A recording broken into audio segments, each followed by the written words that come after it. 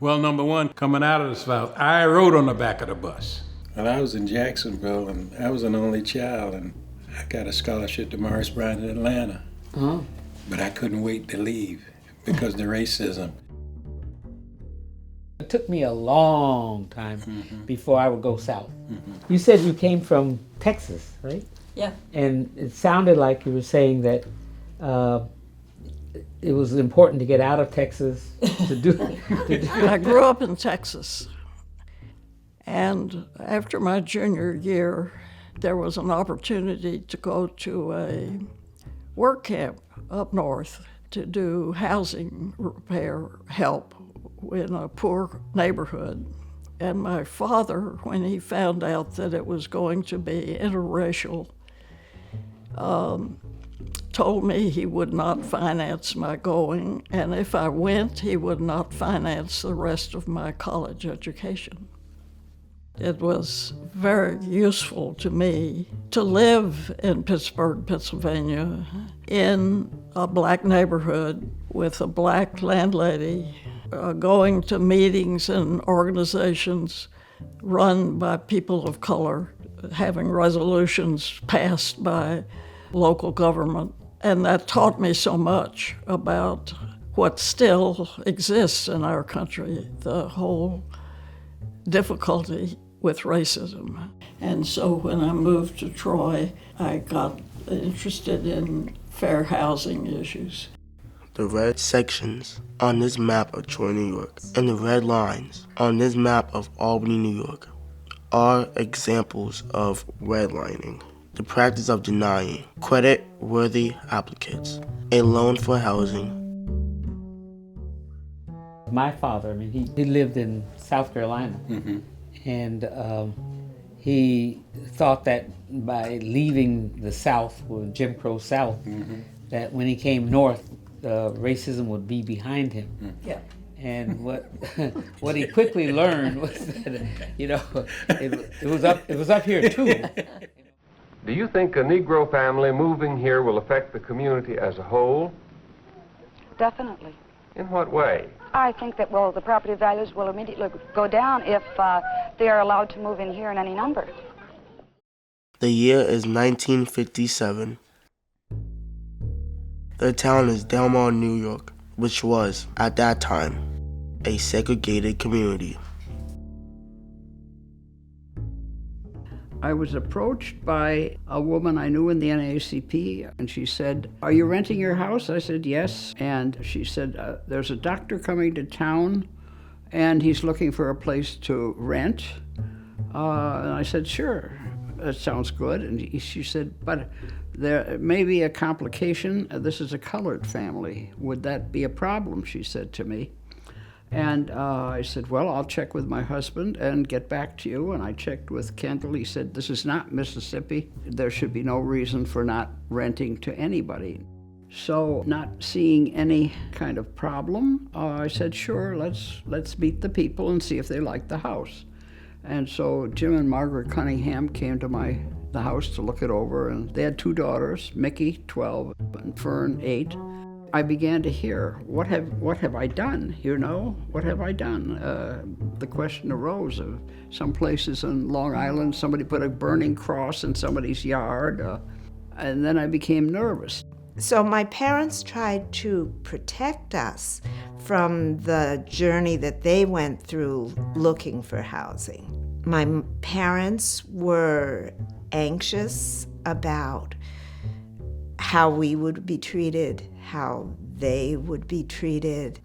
I saw also that the adults were hypocritical, comes to mind. To our shock, when we went to meet the minister as a new family joining the church, he had a big Confederate flag behind his desk. I did know and understand that the Confederate flag meant danger to Black people. My parents were concerned too. They didn't say anything during the course of that meeting, but listening in on parents' discussions, they talked about it on the way home and were not too happy about that.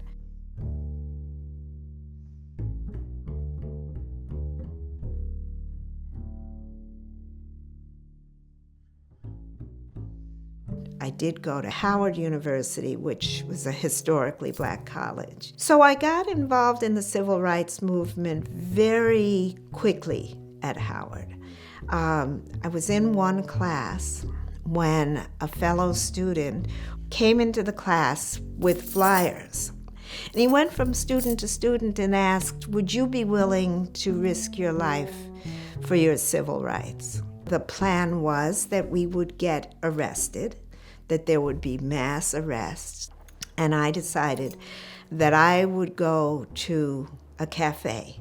The waiter came up and looked at us and looked at me and looked at them, and finally she asked me directly, are you a Negro? And I said, yes, I am. And she said, well, it's against the law to sit here with white people. It's against the law for you to even be in here. And I said, so I've heard. And she said, well, you need to leave. And I said, no, thank you. I'm going to stay right here. We didn't get served, of course. The police did come, and they carried us out, not violently. They knew by then that these busloads were there, that the press was there, and so on. So I think that they were trying to be strategic. We survived it. We were not injured, but we were scared the whole time.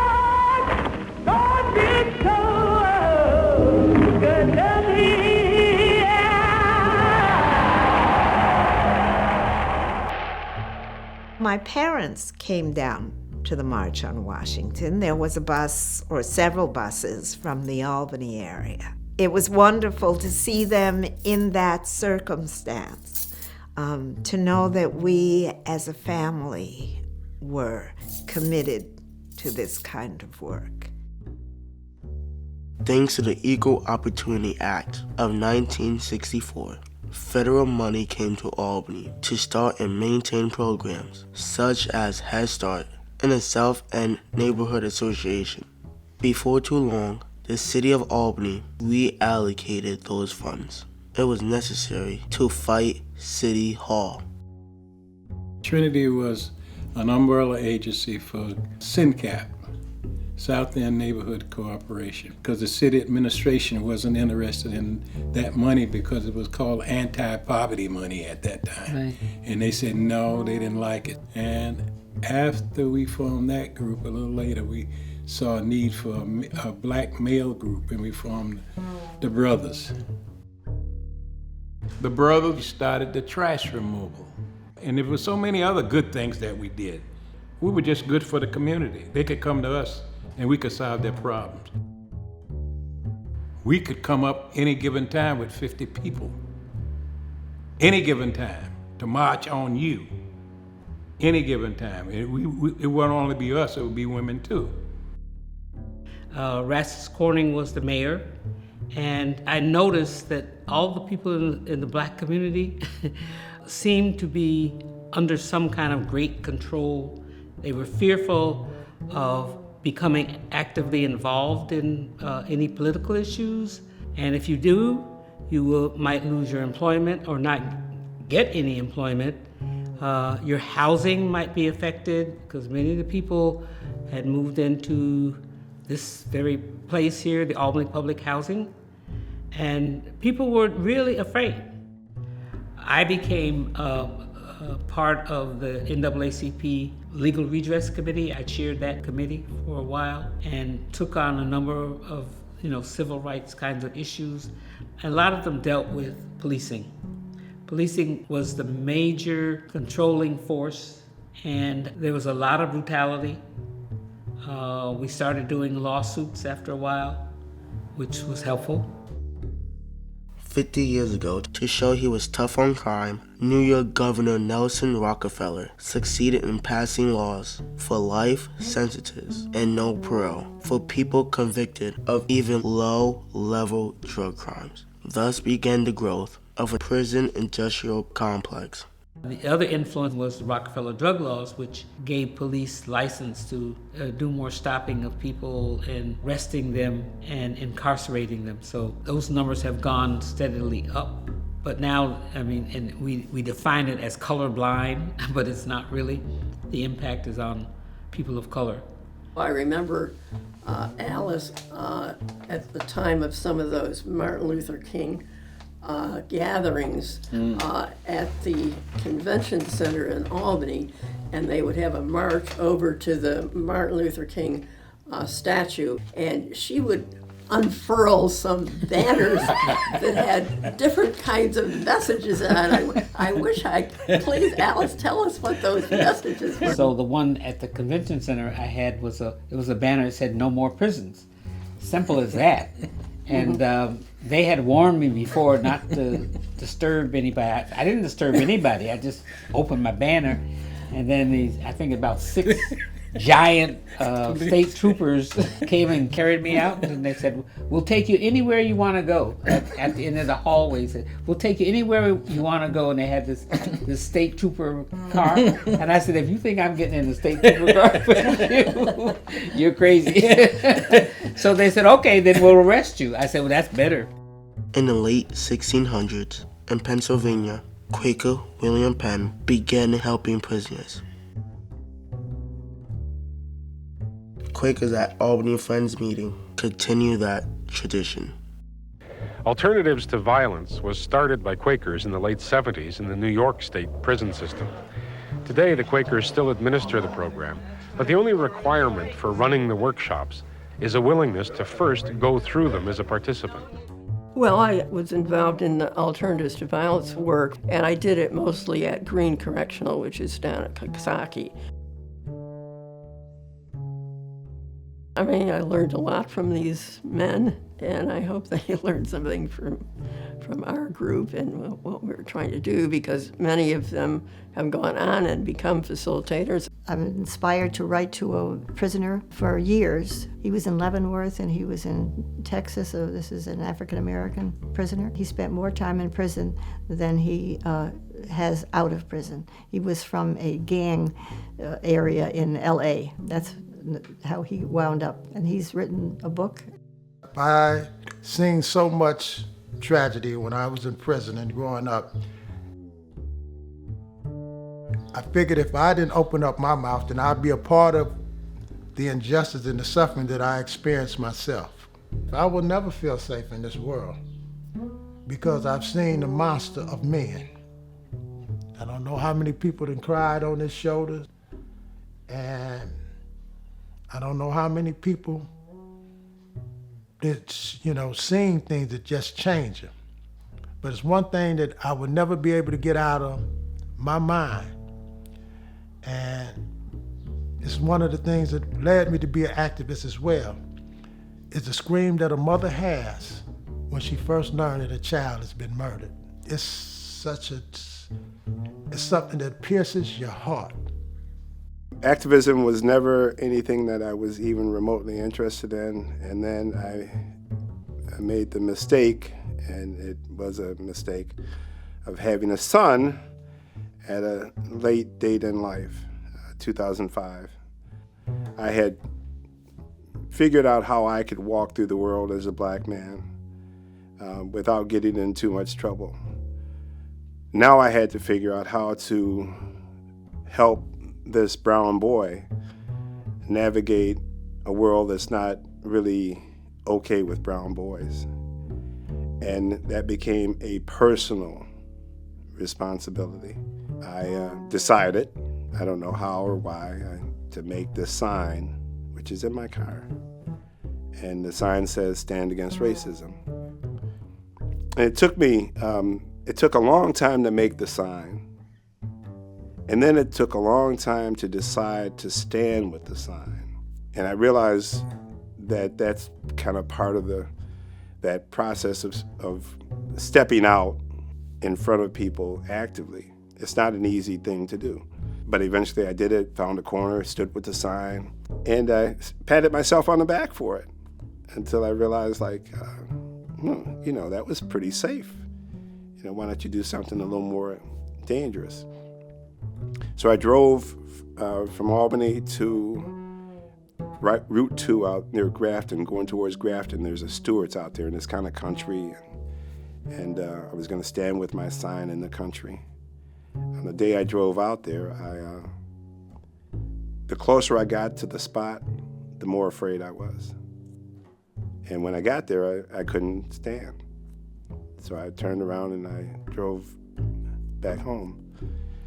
And on the way back, for theatrical purposes, I can tell you that I heard the voice of Rosa Parks or Emmett Till or Martin Luther King or Malcolm X in my head saying, "What are you going to do?" But the truth is, I didn't hear their voices. I heard my own voice saying, "What are you going to do? How are you gonna be anything in the world if you don't go ahead and do this?" So the next day I drove back and stood for an hour and nobody shot me.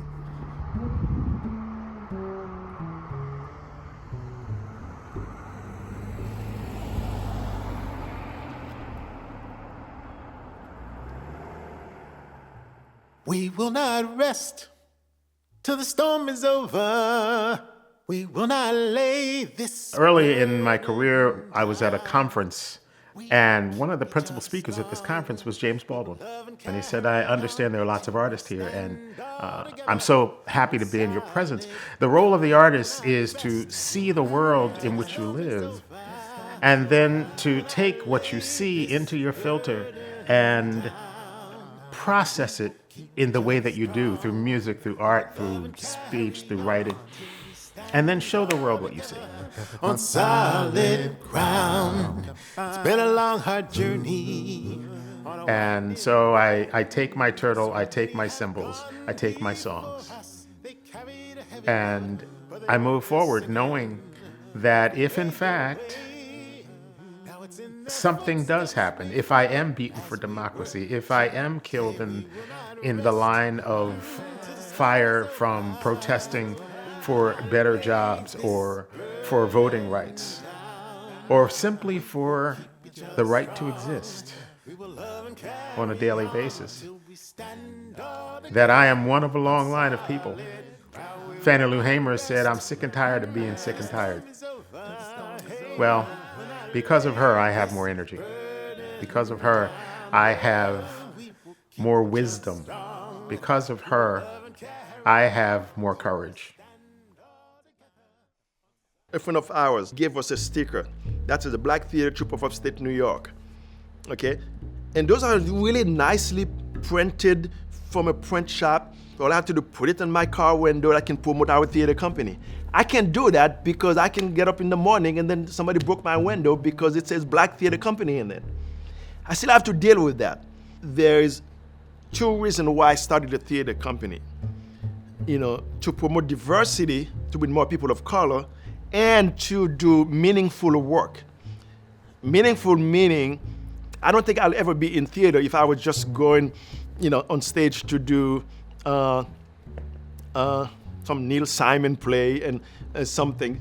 We did a production called 846. That's the amount of time when the police has his foot on his neck. George Floyd, it took before he died.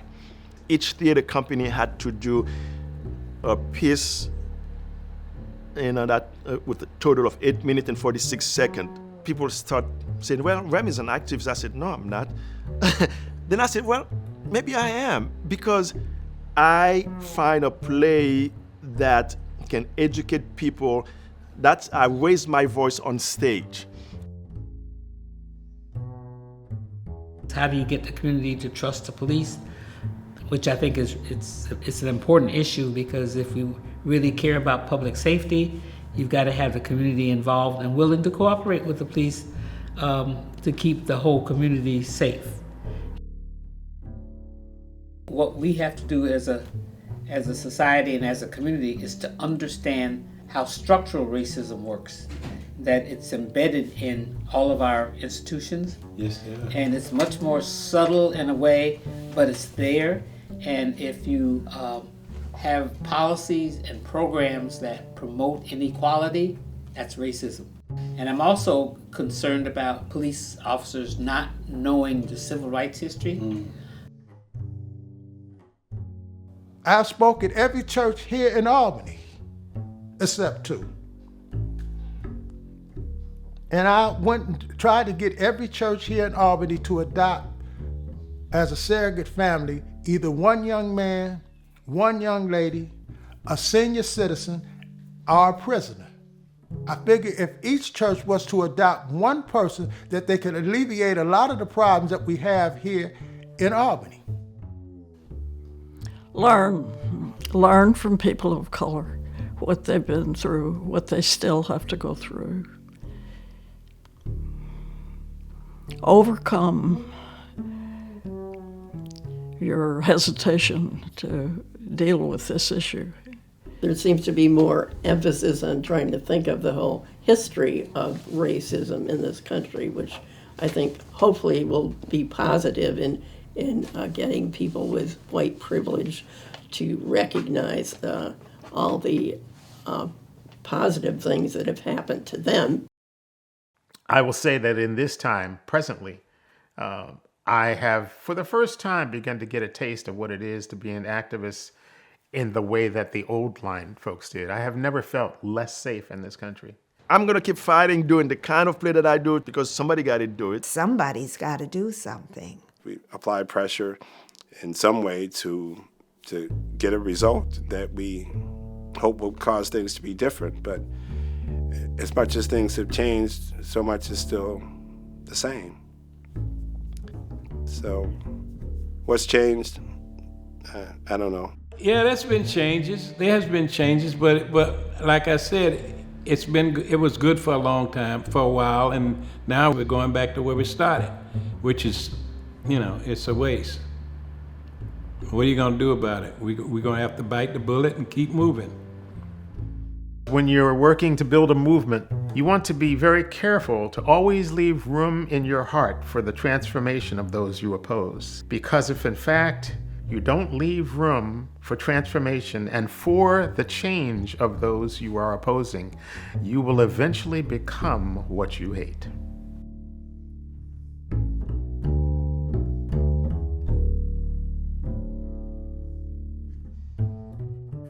We will not rest till the storm is over.